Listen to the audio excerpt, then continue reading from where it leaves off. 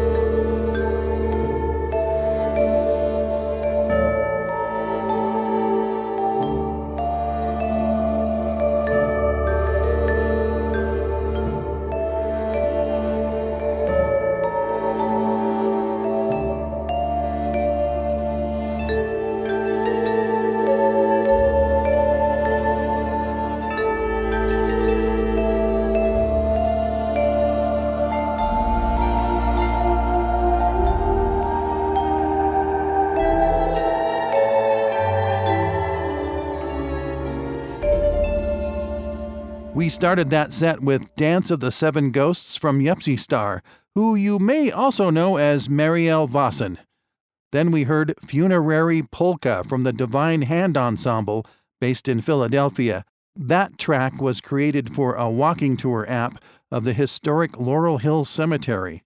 You can download 10 tracks from that project for free from the band's website. Follow the link from theremin30.com. Also, be sure to check out the music video for Funerary Polka on the Theremin 30 YouTube playlist. It's time now for the Theremin 30 calendar of Theremin events, with highlights of live Theremin performances you can attend in the coming weeks. On October 4th, Carolina Ike performs a new Theremin concerto by Dalit Warshaw with the Boston Modern Orchestra Project. Lydia Kavanaugh will be the guest instructor at the 4th International Theremin Academy in Santiago, Chile from October 9th through the 13th.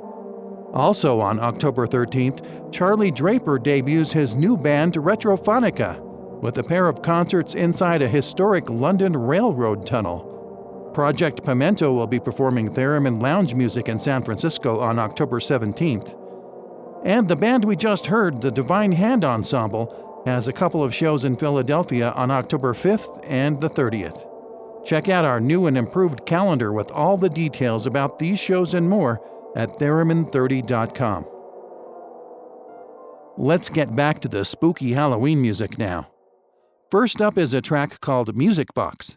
It's a brief cue from Dorrit Chrysler's soundtrack for the Austrian TV miniseries M, A City Hunts a Murderer. Then we'll hear a track by Victoria Lundy called Maria Callas Has Been Brought Back to an Unnatural Life. It's from her Miss American Vampire album.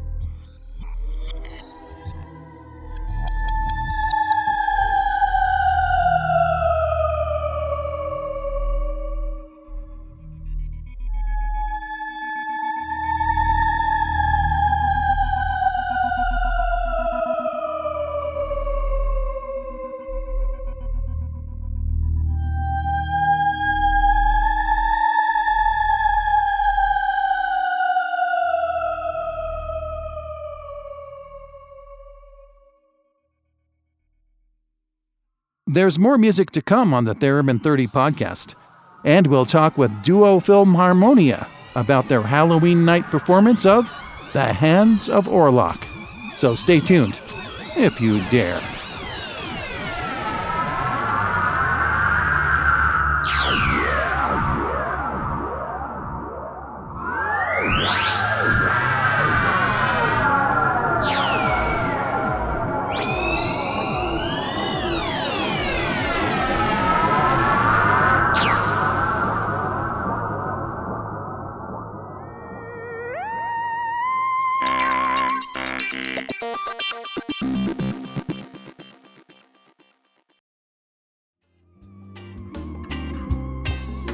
On October 31st, duo Filmharmonia will be performing at the Winspear Centre in Edmonton, Alberta, Canada.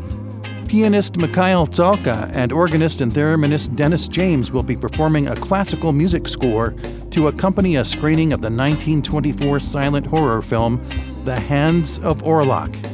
Some trivia for you: Dennis James took theremin lessons from none other than Clara Rockmore, and one of his theremins was custom built for him by Bob Moog.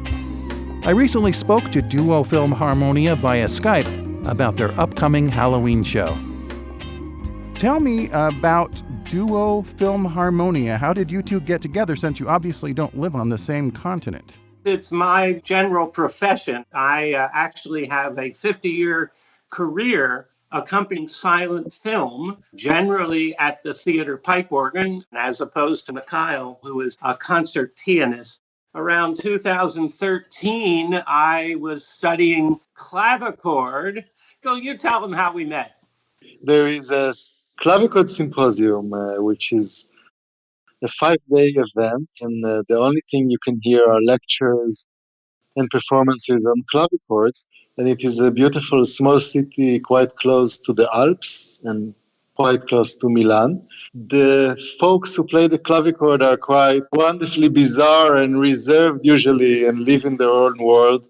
I arrived there and I saw Dennis sitting and having a large bottle of hard liquor and smoking a huge cigar. And I immediately had the feeling we will become great friends. And I approached him and we started speaking. And then I found out that he's traveling the world most of the year, just like I do. And then I knew we will become great friends. We met there in Italy, and I invited Mikhail to stop by my home when he was in America on a concert tour that following winter. We specialists in historic music instrument revival always are bonded immediately when we meet. So I had this idea that we could combine his talents with my proclivity for historical music instrument textures and my specialty with silent film.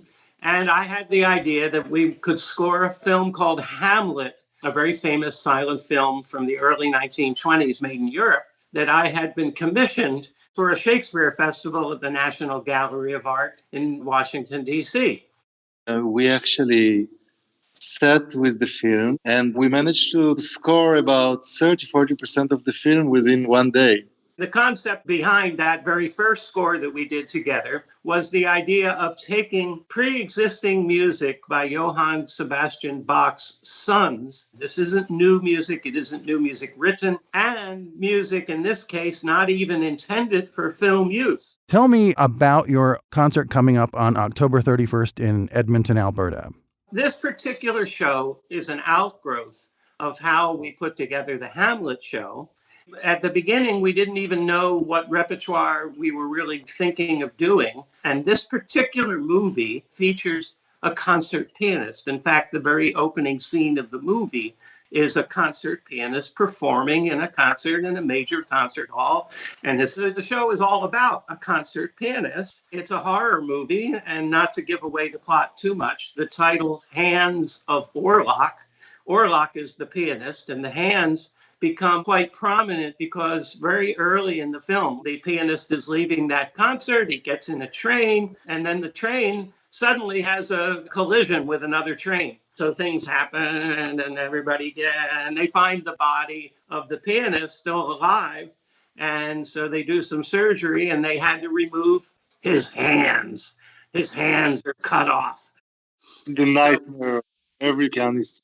There is one piece which one can see the pianist is playing is a nocturne by Chopin, and also based on that, we chose a score which is we are performing many of the great nocturnes, polonaises, sonatas of Chopin. In many cases, we are playing the whole piece or a whole etude, and it's a beautifully arranged score with the theremin arriving at very specific points into the plot. The use of the theremin is really the key element that pulled the whole thing together into a logical continuity with the past, because it was invented in 1919 and did exist through the 1920s, and this movie was made in 1924.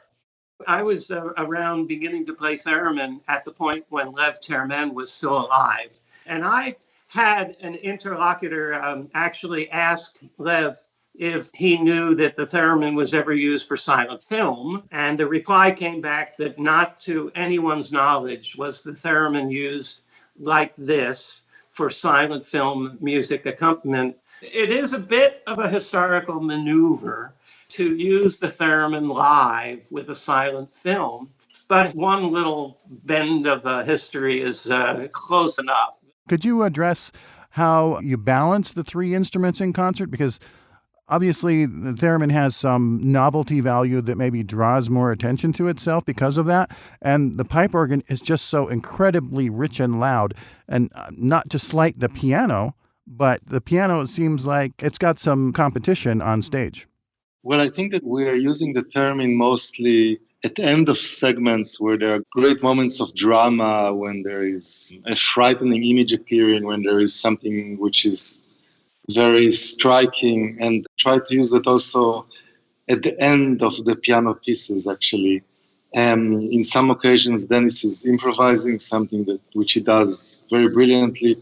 And in other cases where the melody of the piano is very penetrating, dramatic, sometimes aggressive, then actually the theremin takes over. So I would say that the theremin and the piano work very much together, actually. Dennis, why don't you explain the logistics of switching between the organ keyboard and the theremin? How do you have that set up and how do you handle that? For me to play the organ and the theremin at the same time is absolutely impossible because my hands are busy with whichever instrument is being played. And so, of course, the conception of a duo gives me the ability to very careful and very calculated through the sequence of building the scoring to shift while Mikhail is playing a piano piece. I can then be over at the theremin, which is sitting right next to me, just next to the organ bench. I can spin to it.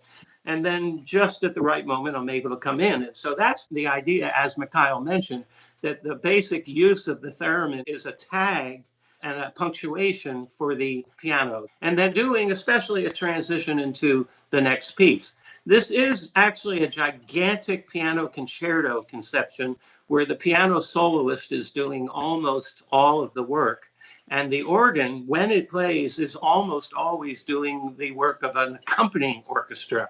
And then the theremin is the additional effect that brings in the logic of Hollywood film scoring. Dennis is an incredible organist, and I think that the scores we chose, for example, some of the more virtuosic and wonderfully colorful polonaises and some of the more dramatic and beautiful nocturnes, they're all very symphonic and orchestrated in nature, the piano pieces. So it all works very beautifully, and I think that actually this trio of instruments brings something which was most probably not heard before with this score to accompany a silent film. Oh, I expect. Absolutely.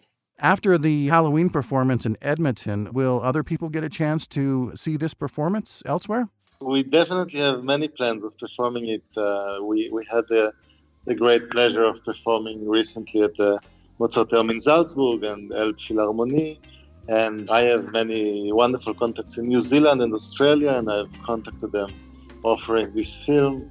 So it will certainly be played in many, many venues in the next year. And I'm very happy that the theremin is so portable that I'll be able to put that in my luggage and take it all over the world without difficulty. Well, thank you very much for taking the time to talk about your techniques and this upcoming concert. I wish I could go see it. I'm a huge fan of silent movies and of pipe organs and of theremins. I wish you great success with this performance and all the future performances as you take the film around the world. Very good. Thank you so much. Thank you.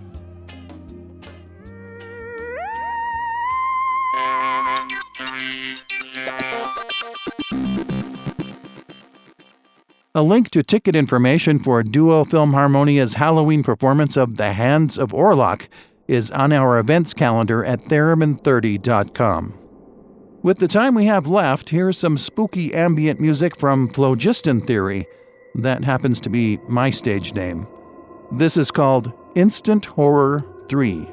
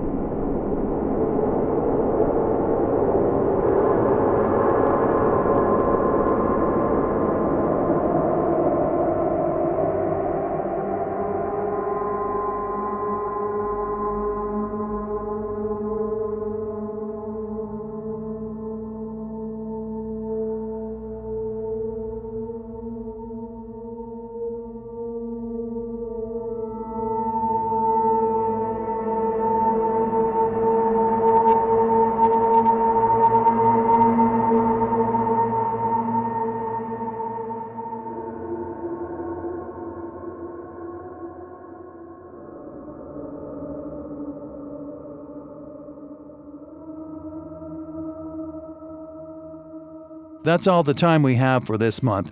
I want to thank feature artists Yupsy Star, Divine Hand Ensemble, Dorrit Chrysler, and Victoria Lundy for helping me put together a thrilling, chilling Halloween playlist. Also, a special thanks to Duo Filmharmonia for talking with me about their upcoming Halloween gig, The Hands of Orlok. In the November episode, I'll be visiting with instrument designer Mickey Delp about the Theramorph. It's a portable analog synthesizer that can be played with an infrared gesture controller, kind of like a theremin.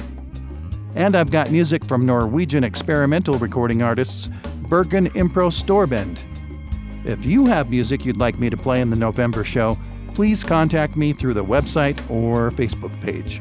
I hope you have a safe and happy Halloween and that somehow it involves a theremin.